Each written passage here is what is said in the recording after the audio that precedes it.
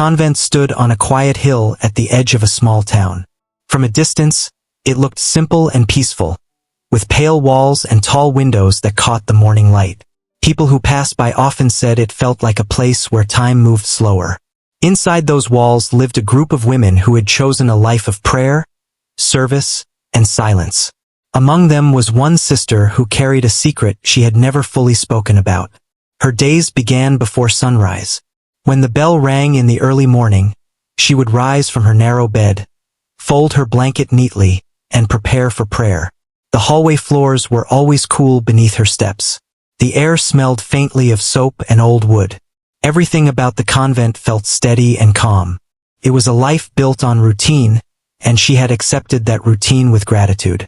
She had joined the convent many years ago. Before that, she had grown up in a modest home in a busy neighborhood far from the quiet hill. As a child, she had not dreamed of becoming a nun. She had dreamed of music. Her earliest memory was of sitting beside an old upright piano that belonged to a neighbor. The instrument was worn and slightly out of tune, but to her it felt magical. She would press the keys gently at first, then with more confidence. Even before she knew how to read music, she could feel patterns and sounds that made sense in her heart. When she played, she forgot everything else around her. The noise of the street disappeared. The world became simple. As she grew older, she learned properly.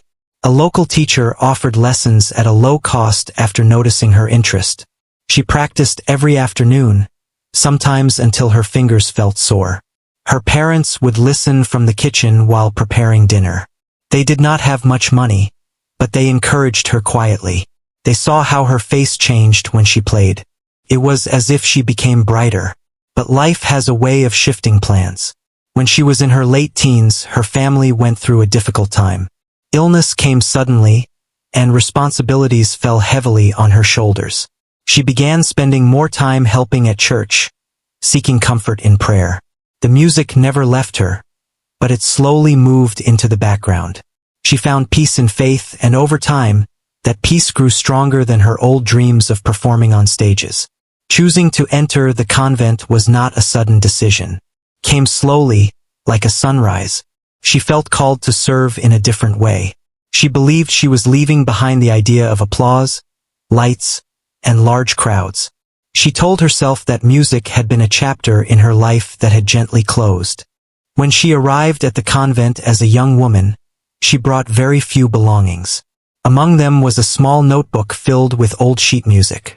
She kept it at the bottom of her drawer, not because it was forbidden, but because she did not know what place it had in her new life. Years passed. She took her vows. She learned to cook for large groups, tend the garden, and care for visitors who came seeking advice or comfort. She listened to people's worries and prayed with them. She scrubbed floors and washed dishes without complaint. Her life became simple in a beautiful way. There was a small piano in the corner of the chapel. It was rarely used except during special services. Most of the time, hymns were sung without instruments. The piano stood quietly, almost forgotten. At first, she avoided looking at it. She did not want to stir feelings she believed she had set aside.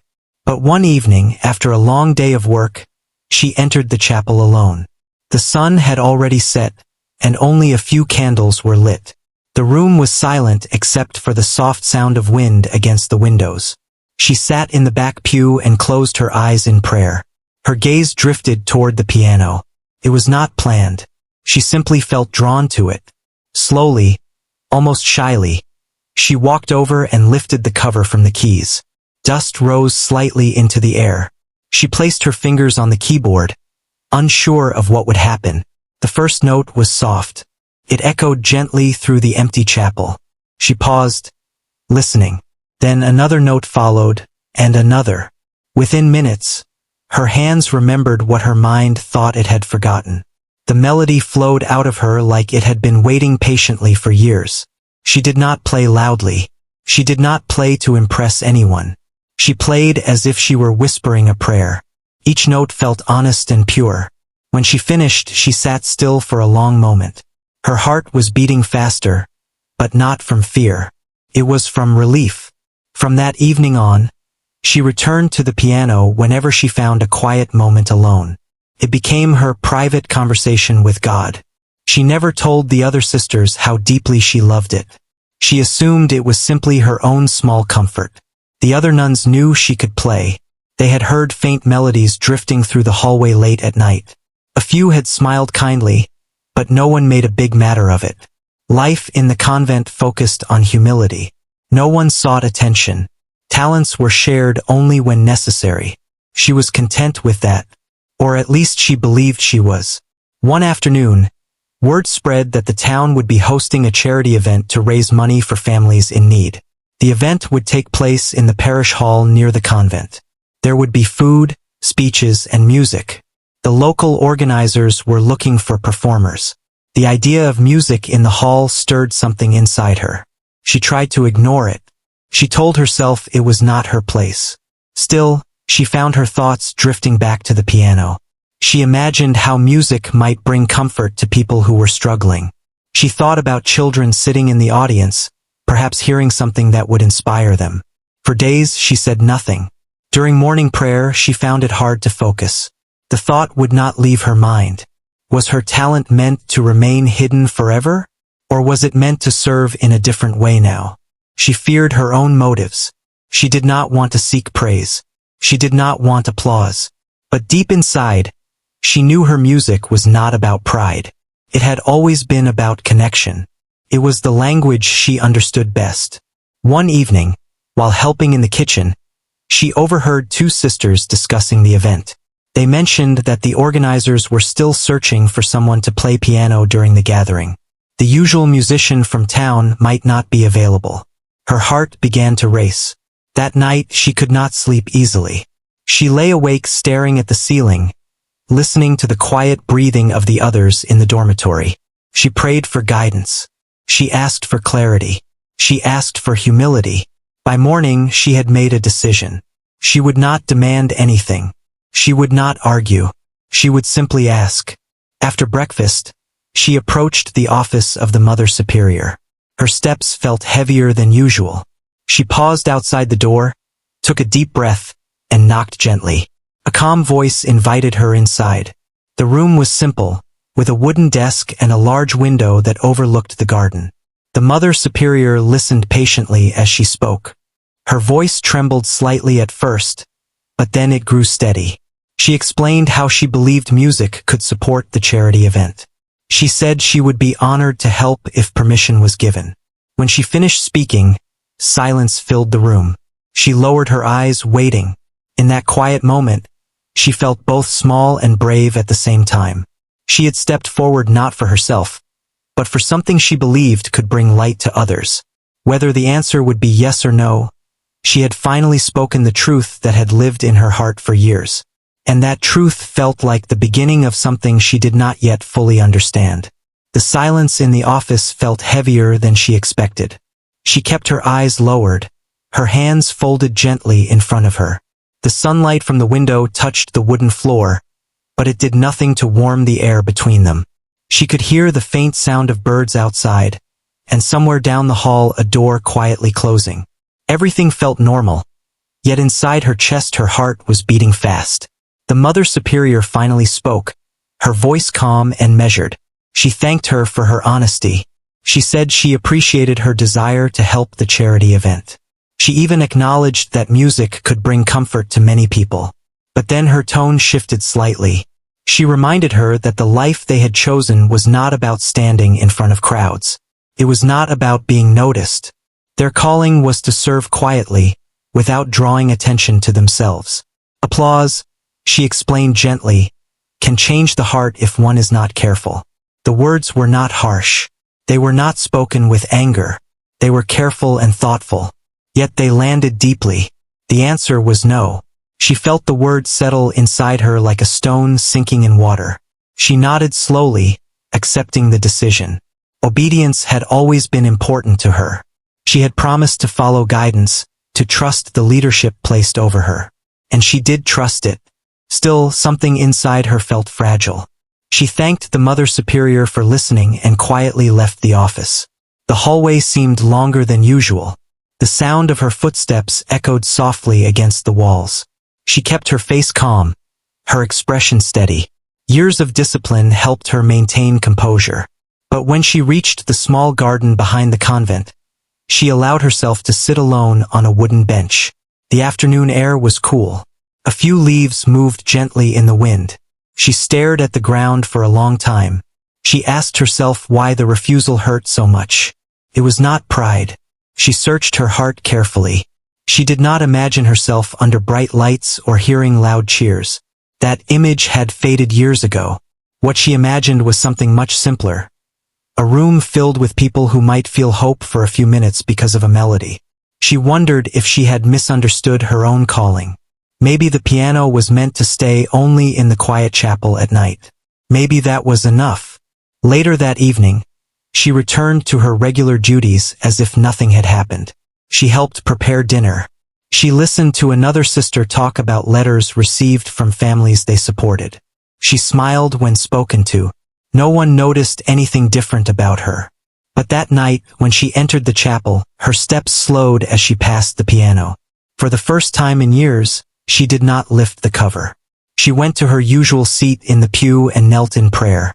She tried to focus her thoughts, but they kept drifting back to the office, to the gentle but firm refusal. She felt confused by her own emotions.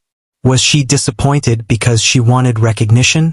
Or was she disappointed because she believed she could help? She stayed there longer than usual. Over the next few days, she avoided the piano completely. She feared that playing might stir feelings she was trying to quiet. Instead, she poured her energy into work. She cleaned more thoroughly. She volunteered for extra kitchen duty. She spent more time in silent prayer. Yet the music did not leave her. Came to her at unexpected moments. While washing dishes, she would find herself tapping out rhythms with her fingers against the sink. While walking through the garden, melodies would form quietly in her mind. It was as if the music had become part of her breathing. One afternoon, a young girl from the town visited the convent with her mother. They had come seeking guidance during a difficult time. The girl looked withdrawn and nervous. While the adults spoke in another room, the child wandered near the chapel door, peeking inside. The sister noticed and gently invited her in. The girl's eyes fell immediately on the piano. "Can someone play that?" she asked softly. The question caught her off guard.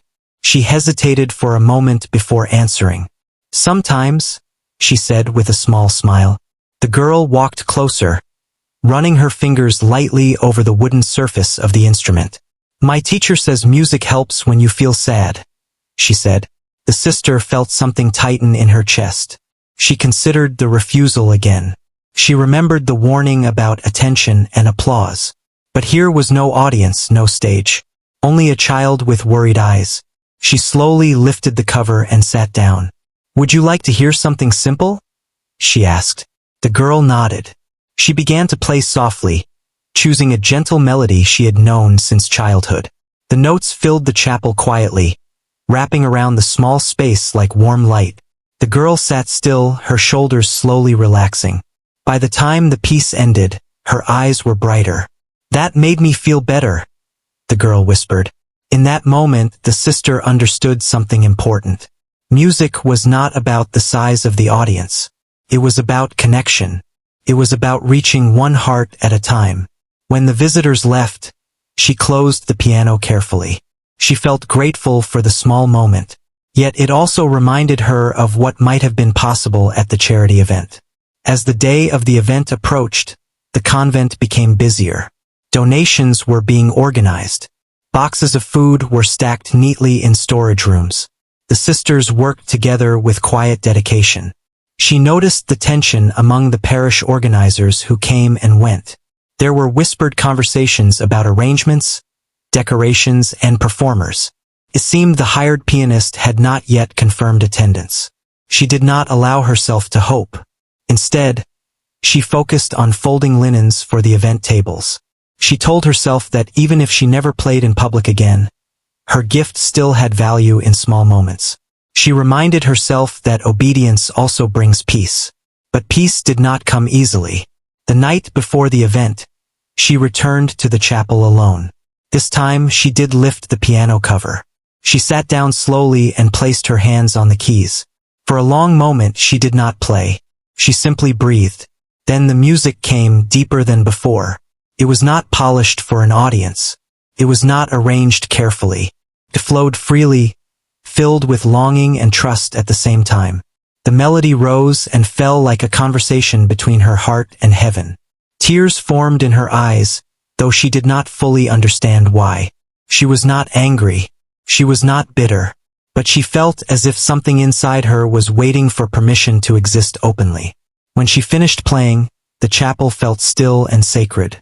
She whispered a quiet prayer, asking for guidance once more. If the answer remained no, she would accept it. But she also asked for courage if the path ever changed. The next morning arrived bright and clear. From her window, she could see people setting up chairs in the parish hall below the hill. Colorful cloths were being placed over long tables. Children ran across the grass, laughing. The town was coming together for something hopeful. She watched for a few seconds longer than she should have. Then she turned away and began her day like any other. She did not know that before the sun would set, everything would shift in a way she could not yet imagine. For now, she carried the quiet weight of being told no, holding both obedience and unspoken hope in the same gentle heart.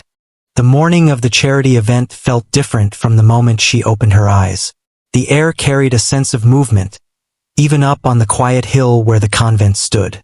From her small window, she could see people walking back and forth near the parish hall below.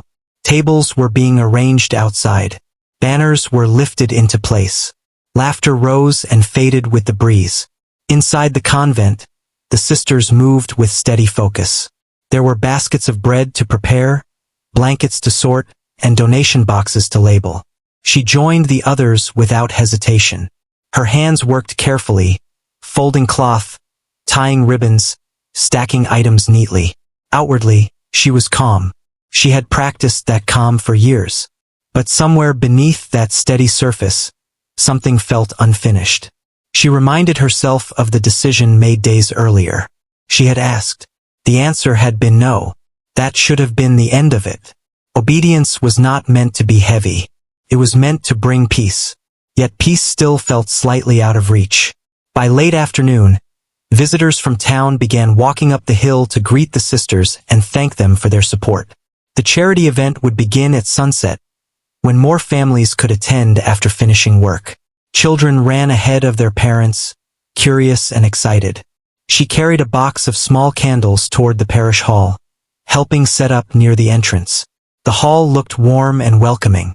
Long wooden tables were lined with simple decorations. White cloth covered the stage at the front. Piano stood near the center, polished and ready. Her eyes lingered on it only for a second before she turned away. A few volunteers were speaking in low voices near the stage. Their faces looked worried. She did not mean to listen, but their conversation grew louder. He's not answering his phone. We can't start without music. People expect at least a few songs between speeches. Her hands tightened slightly around the box she was holding. She walked past them quietly and set the candles on a nearby table. She told herself not to assume anything. Many problems solved themselves without her involvement. As the sun began to lower, more guests arrived. The hall filled with gentle conversation and the soft clinking of cups. Families greeted one another.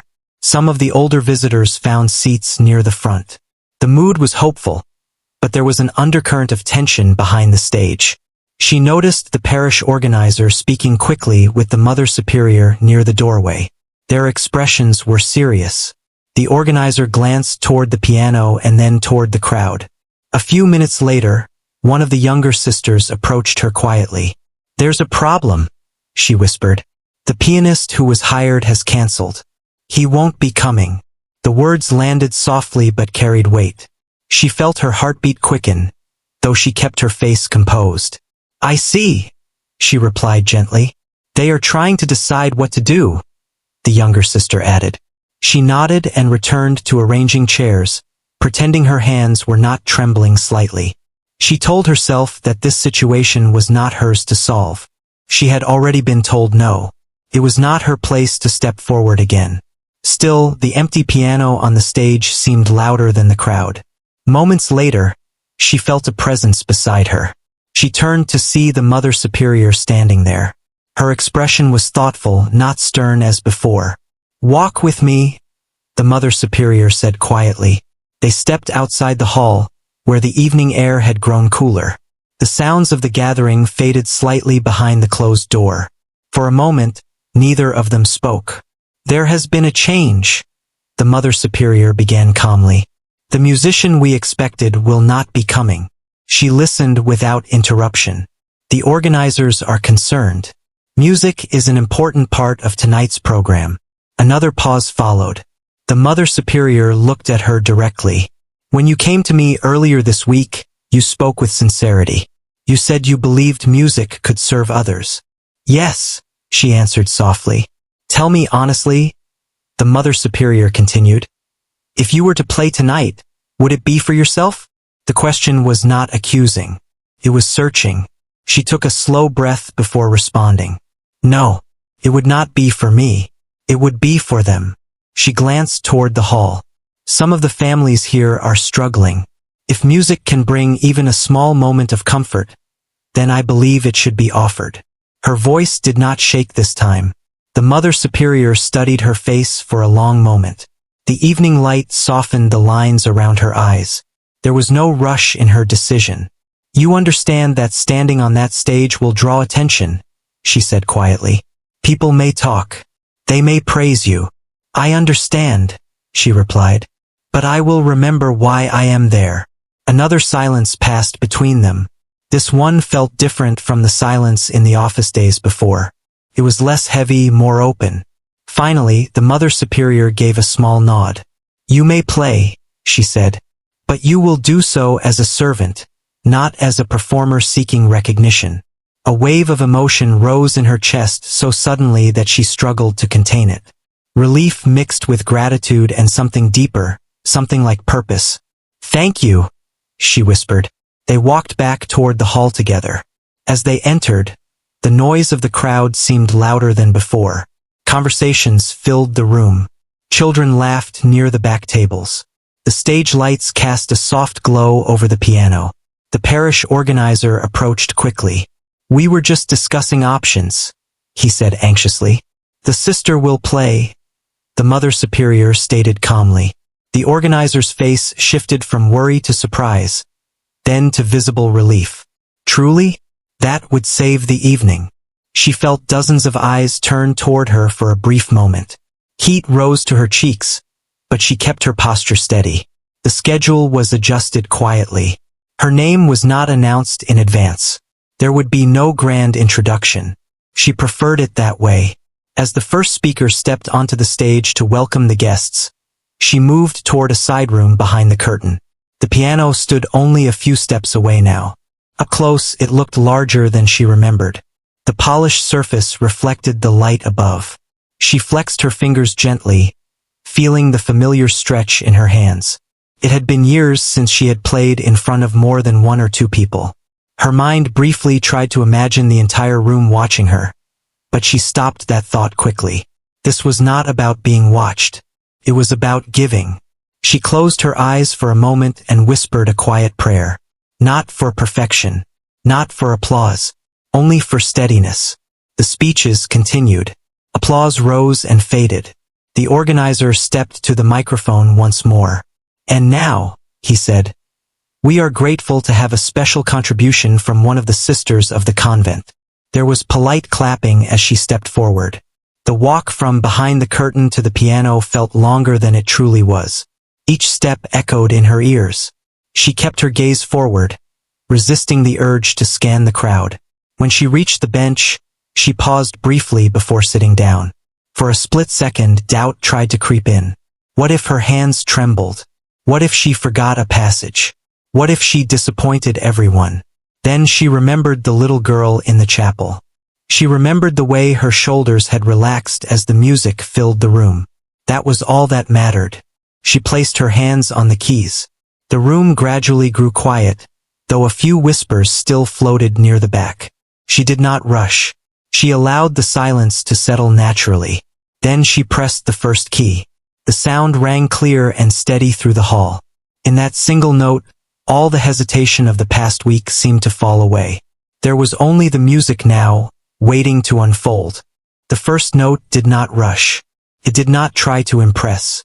It simply existed, clear and steady in the air. A few quiet conversations near the back of the hall slowly faded. She pressed another key, then another, building a gentle pattern that felt like a soft heartbeat. She kept her eyes on the piano, not on the crowd. The lights above the stage were warm but not harsh. She could feel their glow on her face, yet she focused only on the familiar touch of ivory beneath her fingers. First, she chose a simple melody. Something calm. Something that would allow both her hands and the audience to settle. The sound moved carefully through the hall, wrapping around the wooden beams and long tables. It was not loud, but it carried. The restless shifting in chairs began to quiet. Children who had been whispering leaned closer to their parents. A few people who had been standing near the back slowly turned toward the stage. She felt the change in the room before she saw it. Her breathing slowed. The nervous tremble she had feared never came. Instead, her hands felt steady, guided by memory deeper than thought. The melody began to grow, adding soft layers beneath the main line. What started as something gentle slowly became fuller, richer. She was no longer thinking about whether she was allowed to be there. She was no longer thinking about being told no days earlier.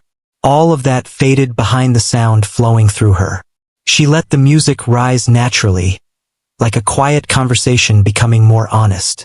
In the front row, an elderly man who had been staring at the program in his hands lifted his head, his eyes fixed on the stage. Across the aisle, a mother held her young son closer, swaying slightly without realizing it. She shifted into a second piece without pause. This one carried more depth. It had been written long ago by someone who understood longing and hope at the same time. Her fingers moved with confidence now, crossing smoothly over one another. The rhythm strengthened, steady but emotional. She allowed herself to feel the music fully.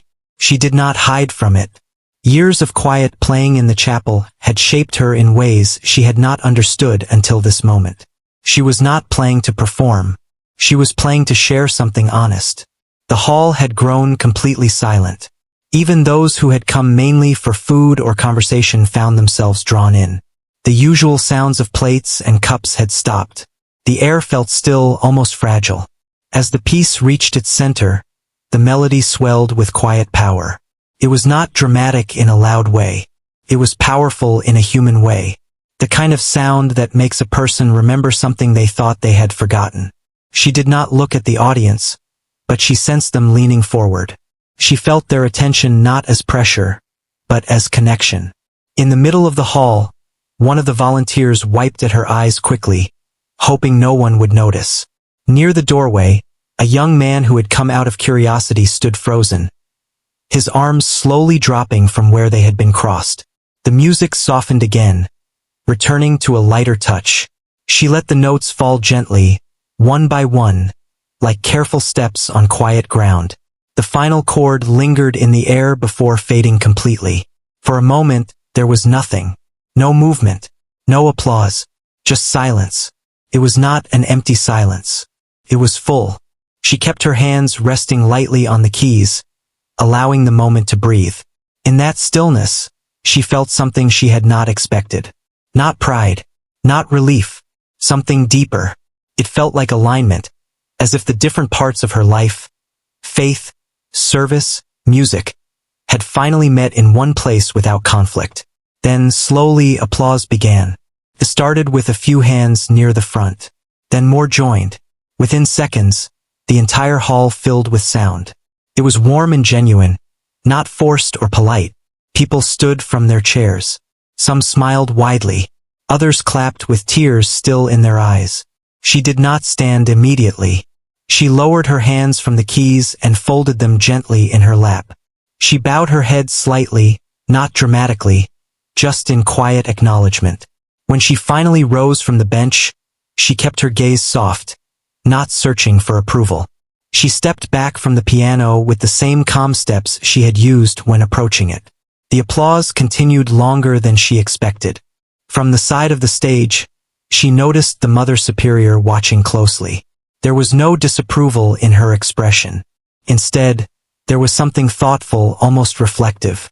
The parish organizer hurried up to her as she stepped down from the stage. "That was beautiful," he whispered, clearly moved. "You saved the evening." She shook her head gently. "I only played," she replied. But even as she said the words, she understood that something more had happened. She returned to a seat near the side of the hall, blending back into the group of sisters. A few reached for her hand quietly, squeezing it in silent support. No one made a scene. No one tried to draw extra attention. The program continued with speeches and presentations. Yet the mood in the room had shifted. There was a new softness in the conversations. People spoke more kindly to one another. Laughter felt warmer. Several guests approached the sisters' table during the break, asking about the performance. They did not ask for autographs or pictures. They asked simple questions. How long has she been playing? Does she teach? Will she play again tonight? Each question was asked with genuine curiosity, not excitement for fame. She answered gently when spoken to, always turning the focus back to the purpose of the evening, the families the event was meant to support. As the final speaker prepared to close the event, the organizer approached her once more. "Would you be willing to play one more piece as we end?" he asked quietly. She hesitated only long enough to glance toward the Mother Superior. The older woman gave a small nod, so she returned to the stage. This time the walk felt different. The fear was gone.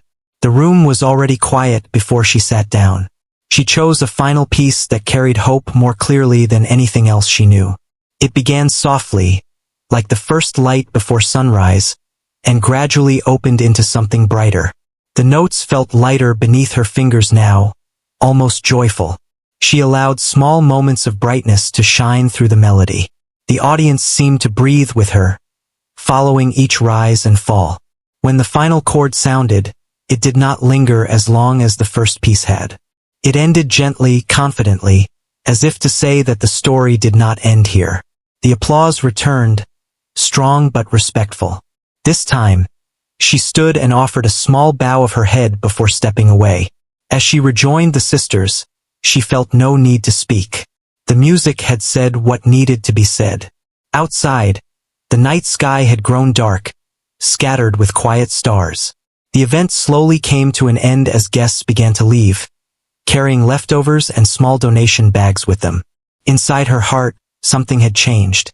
She had stepped onto the stage not to challenge authority, not to seek praise, but simply because the moment required it. And in doing so, she had discovered that obedience and expression did not have to be enemies. Sometimes service could sound like music. As the hall emptied and chairs were folded away, she glanced once more at the piano on the stage. It no longer looked distant or forbidden. It looked like what it had always been to her, a tool waiting to be used with care. She did not know what would happen next. She did not know how the evening would be remembered. But she knew one thing clearly. She had not played for applause. She had played from the deepest part of who she was. And the world, at least in that small hall on a quiet hill, had listened. When the last guest left the parish hall, the room felt both full and empty at the same time. The chairs were scattered, tablecloths slightly wrinkled, candles burned low. The sisters and volunteers began cleaning quietly, stacking plates and folding decorations. The sound of soft conversation replaced the earlier applause. She moved among them as she always did, collecting cups and wiping down tables. If someone had entered the hall at that moment, they would not have guessed that she had just been the center of attention. She worked with the same calm focus as before, but people did not forget. One by one, a few guests who had stayed behind approached her gently. An older woman with kind eyes touched her arm and said, "Your music reminded me of my childhood." A father holding his daughter said, "She hasn't smiled all week. Tonight she did." A young man who had stood near the doorway earlier simply nodded and said, "Thank you." Each word was simple, None of them were loud or dramatic. Yet they reached her deeply. She answered each person with humility. "I'm glad it helped," she would say. Or, "It was a blessing to share." She never claimed more than that. The Mother Superior watched these small conversations from a distance. There was no sign of concern in her expression now. Instead, there was quiet observation, as if she were learning something new. By the time the hall was fully cleaned and the lights dimmed, the night had grown still.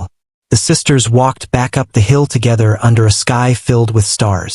Their footsteps were slow but peaceful. Inside the convent, the routine resumed. Evening prayer, then silence. When she entered the chapel that night, she did not go to the piano immediately. She sat in the pew first, letting the events of the evening settle in her heart. The applause still echoed faintly in her memory, but it no longer felt overwhelming. Felt distant, almost like a dream. What remained clear were the faces. The older woman wiping her eyes, the little girl smiling, the father's grateful nod. After a while, she stood and walked toward the piano. This time she did not hesitate. She lifted the cover and placed her hands on the keys. She did not play the same pieces from earlier. Instead, she let something new form beneath her fingers. The melody was soft and thoughtful, carried gratitude but also reflection. She realized that the performance had not changed who she was. It had revealed something that had always been there. Her calling had never been only about silence. It had been about service, and service could take many forms. The next morning, word had already begun to spread through the town. Several guests had recorded short clips of the performance on their phones. They had not done it to make her famous. They simply wanted to share something beautiful with friends who could not attend. Those clips were sent in messages posted on small community pages, passed from one person to another. By afternoon, people who had not been at the event were asking about the sister who played. The parish organizer stopped by the convent with a wide smile. He told the Mother Superior that donations had exceeded expectations. More people had contributed than in previous years. Some had mentioned the music as the reason they felt moved to give more generously. She listened to this news quietly, standing slightly behind the others. When the organizer left, the Mother Superior asked her to remain. They sat across from each other in the same office where she had first been told no. The sunlight streamed through the window once again, but the room felt different now. "I have been thinking," the Mother Superior began slowly. She waited. "When you first asked to play, I feared that attention might distract from your vows," she continued.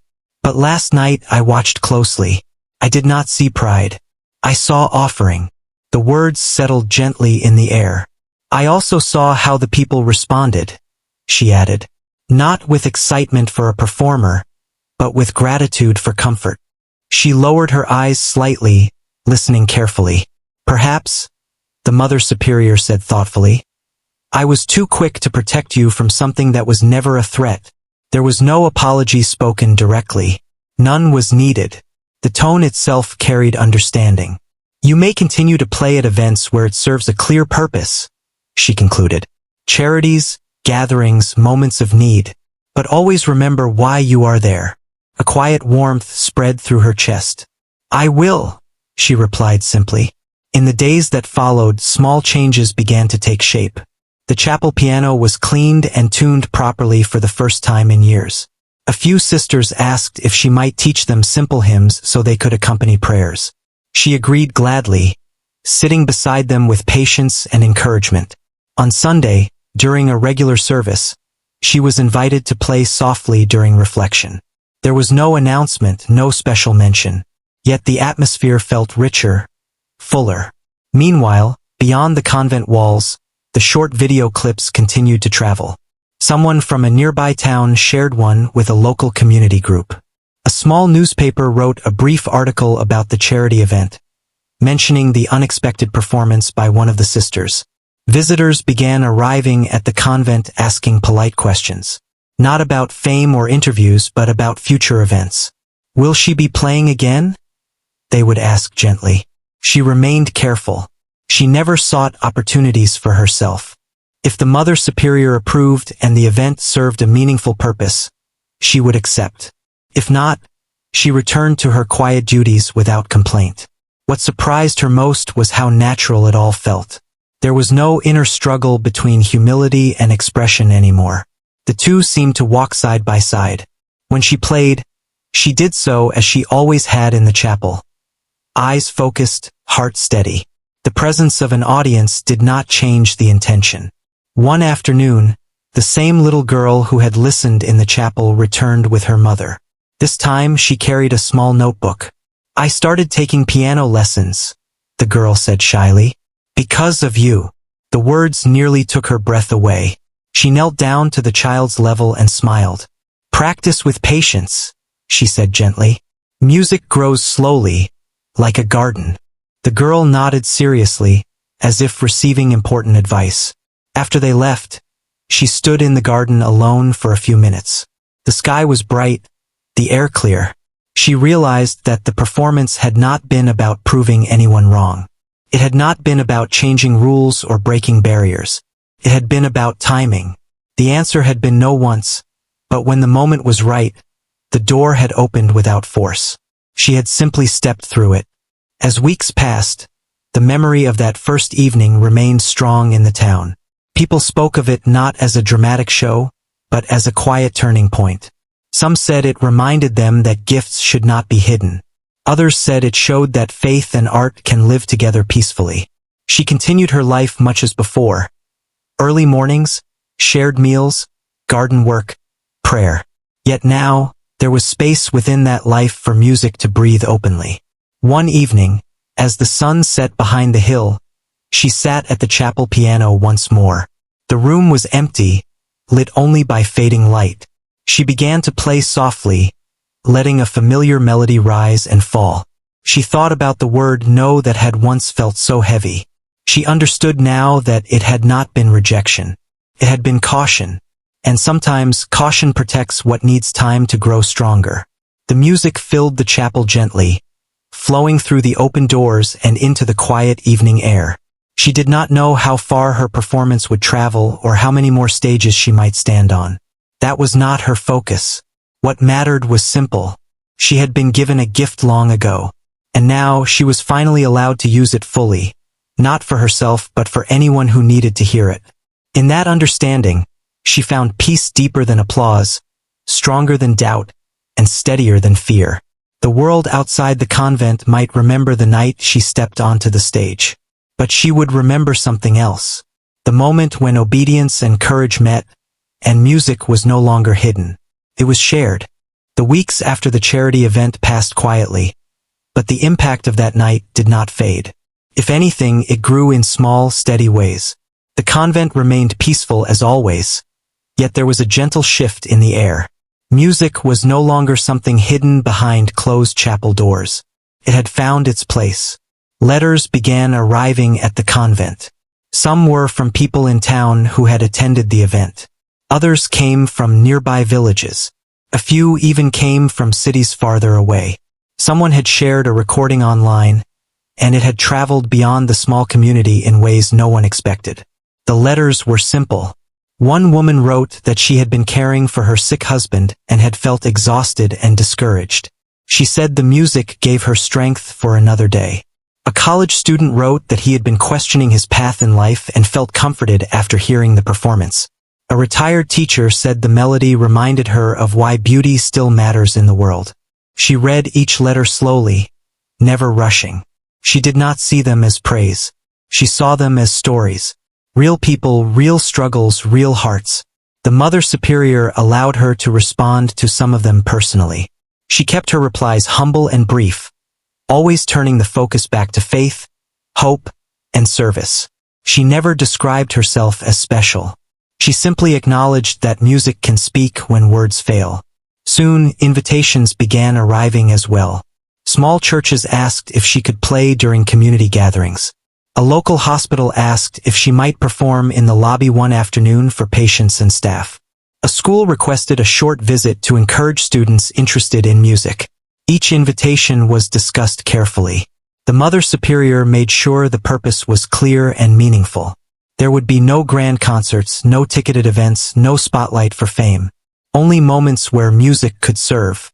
The first time she played at the hospital, she felt nervous again. Not because of a stage, but because of the setting. Patients in wheelchairs sat near the front. Nurses stood quietly near the walls. The room smelled faintly of disinfectant and warm soup from the cafeteria nearby. She sat at a small piano placed near the entrance and began gently. The sounds echoed differently there, softer and closer. She chose melodies that carried calm and reassurance.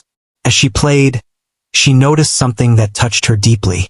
A man with tired eyes, sitting alone near the back, slowly closed them and let out a long breath.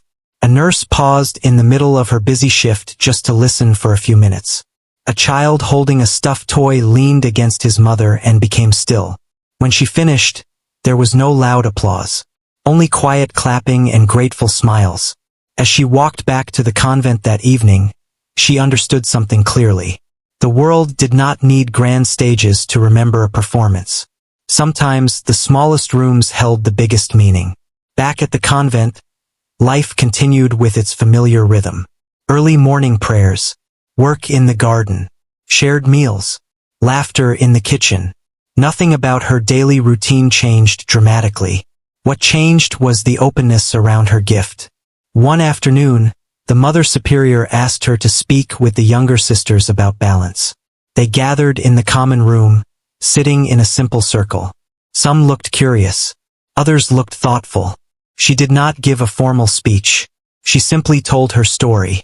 She spoke about the day she first felt called to music as a child. She spoke about the years she believed she had to leave it behind completely. She spoke about the fear she felt when she was first told no. And she spoke about the importance of patience. Sometimes, she said gently, we think a closed door means something is gone forever, but sometimes it only means wait. The younger sisters listened closely. Your talents are not accidents, she continued, but they must grow in the right soil. Pride can ruin them. Fear can hide them. The key is to let them serve something greater than yourself. There was no dramatic reaction. Only quiet understanding. Months passed, and the memory of that first performance never fully faded. In fact, it became a kind of symbol in the town. People would say, "Remember the night the sister played?" Not in excitement, but in appreciation. One evening, a larger community gathering was organized to raise funds for families affected by a recent storm. This time, her participation was planned in advance. Yet she insisted on simplicity. No banners with her name. No special introductions. As she stepped onto the stage that night, she felt different than before. Not nervous. Not overwhelmed. Simply steady. The crowd was larger than the first event. People filled every seat. Some stood along the walls. She recognized a few faces from the hospital, from the church, from the school. She sat at the piano and paused for a moment, letting the room settle. Then she began to play. The music carried deeper strength now. It held experience, growth, and quiet confidence. She no longer questioned whether she belonged there. She knew she was there for the right reason. As the melody rose, she allowed herself to look up briefly at the audience. She saw not strangers but stories. Each person carried something unseen. Joy, pain, hope, doubt. She played for all of it. When the final note faded, the silence returned once more before the applause. But this time she understood something new. The applause was not the important part. The silence before it was. That still moment when hearts were open and connected. That was what she valued most. Later that night, after returning to the convent, she walked alone into the chapel. The moonlight streamed softly through the stained glass windows, casting faint colors across the floor. She sat at the piano one more time. Her hands rested on the keys, but she did not play immediately. She thought about the journey from being told no to standing before hundreds of people. She realized that nothing had been forced. Nothing had been rushed. It had unfolded step by step. The refusal had taught her humility. The waiting had taught her patience. The opportunity had taught her courage. The performances had taught her responsibility.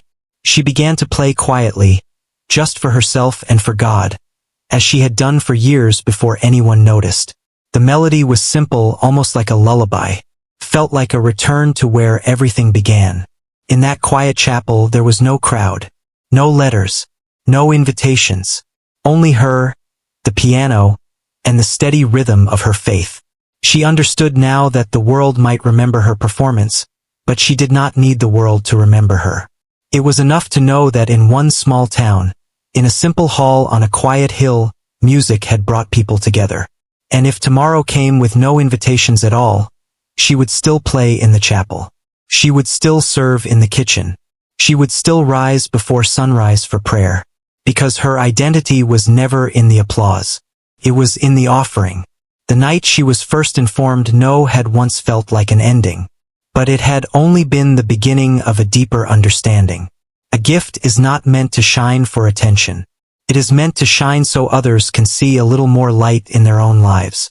And as long as she could place her fingers on those keys and let the music flow with honesty, she would continue to give that light quietly, faithfully, and without fear.